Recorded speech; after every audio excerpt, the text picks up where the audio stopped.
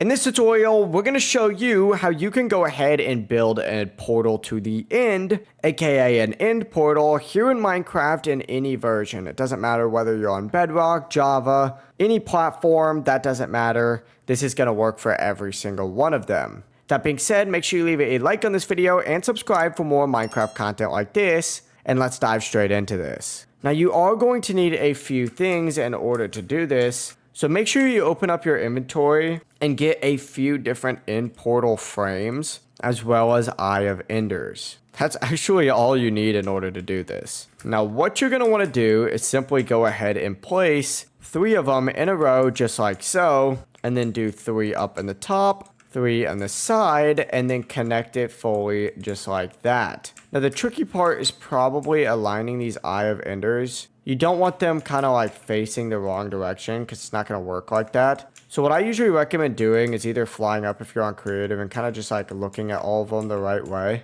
I'll show you real quick an example of what it looks like when they're placed wrong.